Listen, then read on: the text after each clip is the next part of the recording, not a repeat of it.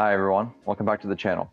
So I'm going to try to keep this video as short as possible because the last couple of videos were pretty long, but I felt it was necessary as we're progressing on in this channel to introduce you to milk and honey and scotch. And I tried to keep the history lessons as brief and fun as possible. So without further ado, this video is going to be all about Benedictine.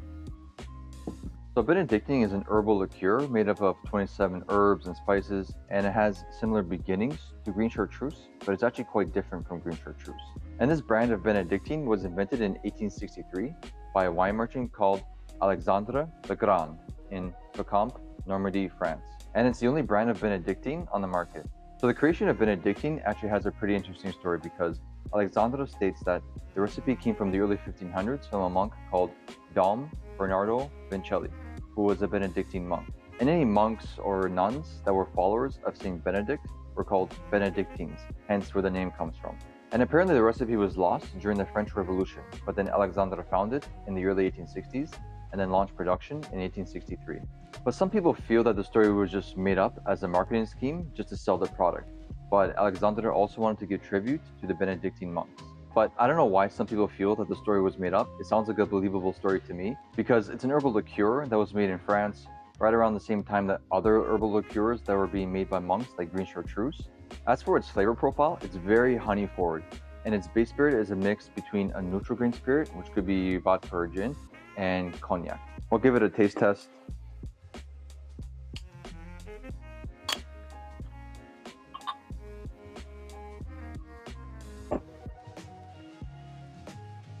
Yeah, it's a very toned down version of a green chartreuse. Yeah, it's kind of piney and vegetal and some bacon spices in there.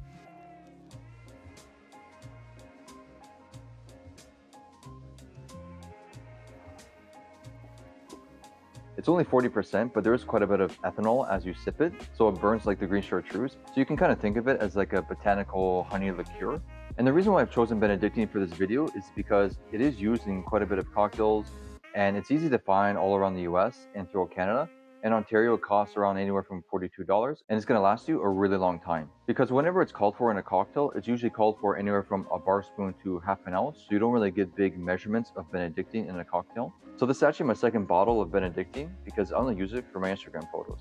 Because when I'm taking pictures of cocktails for my Instagram, I like to show the bottles that I use, and it's just nicer to show a full bottle in the photos. This is my first bottle of Benedictine, and this is the one that I use when I make my cocktails. And I'm only about just under halfway done, and I've had it for about 5 years now. So depending how many Benedictine cocktails you're gonna make, this one bottle could last you up to about 10 years. So even though Benedictine comes in at around $42, it's not that expensive, and it's gonna last you a really long time. Okay, so now let's get into making 3 cocktails with Benedictine. So this is probably gonna be one of the most easiest cocktail videos that I've ever done because all 3 cocktails only have 3 ingredients. So obviously all of these cocktails are gonna have Benedictine, and then they're also all going to have blended scotch. So I hope that you enjoyed the scotch video and that you picked out the blended scotch that's best for you. And also the third ingredient is going to be interchangeable. So the first cocktail that I'm going to do is the Bobby Burns. So much like Benedictine itself, the origin stories of the Bobby Burns is kind of murky. So the earliest mention of this cocktail was referred to as the Baby Burns in 1900, and then also another cocktail in 1908 called the Robert Burns. And that one used Irish whiskey, vermouth, and absinthe. And then Harry Craddock further developed it in his 1930s cocktail book, the Savoy Cocktail Book. And there it was given the name Bobby Burns.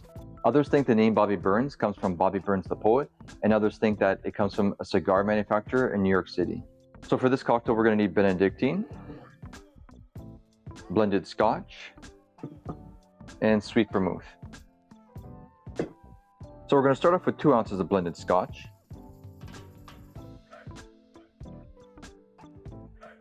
Half an ounce of Benedictine, and 1 ounce of sweet vermouth. Add ice.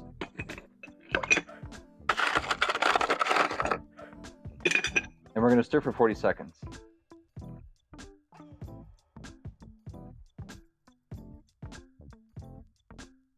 Strain into a chilled coupe.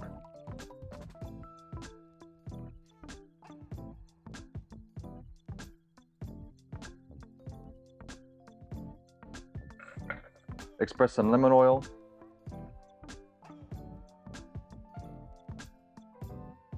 And there you have the Bobby Burns.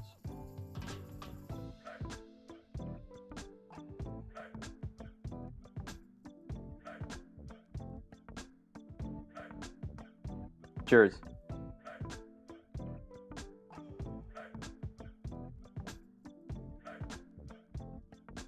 Yeah, obviously because there's a lot of Scotch in the cocktail, you really get the maltiness of the Scotch. The Benedictine is kind of in the background, the herbalness is really toned down, but it's very nice and subtle.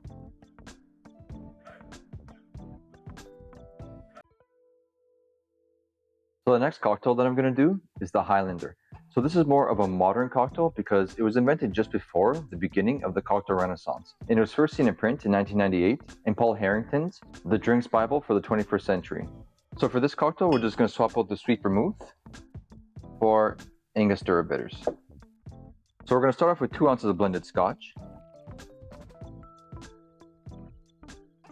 half an ounce of Benedictine,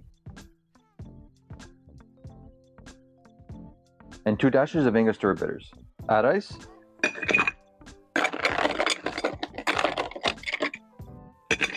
Stir for 40 seconds.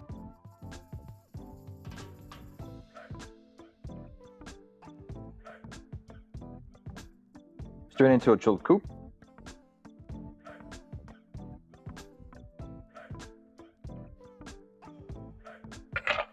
Garnish with an orange peel.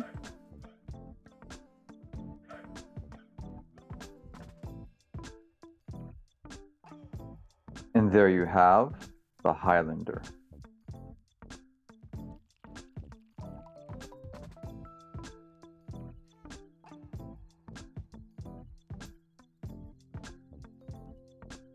Cheers.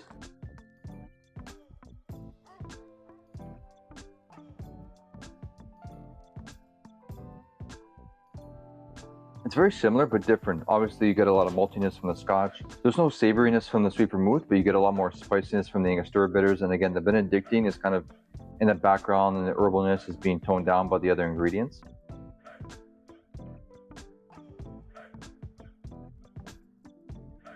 So the last cocktail that I'm going to do is the Pantheon. So this is another modern cocktail because it was only invented back in 2019 by Daisuke Ito at Land Bar Artisan in Tokyo, Japan. And for this cocktail, we're going to swap out the Angostura bitters for lemon juice. So we're going to start off with 1 ounce of blended Scotch, half an ounce of Benedictine, and half an ounce of lemon juice. Add ice.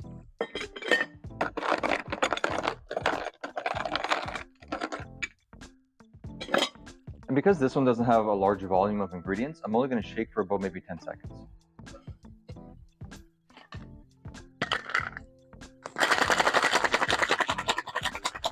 Double strain into a chilled coupe.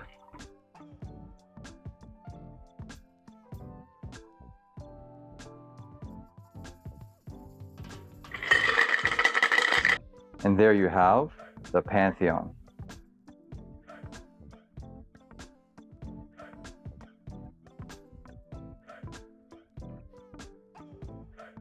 Cheers.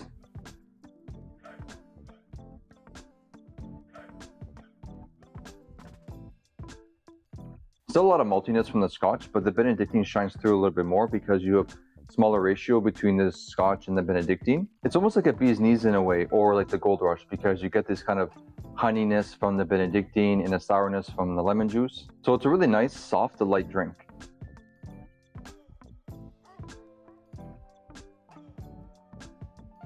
Okay, so that's it for today. Here you have 3 really easy cocktails with Benedictine, and also a few more Scotch cocktails as well. Make sure to go out and get a bottle of Benedictine because there's more Benedictine cocktails coming up in future videos. I hope this video was as much fun for you as it was for me.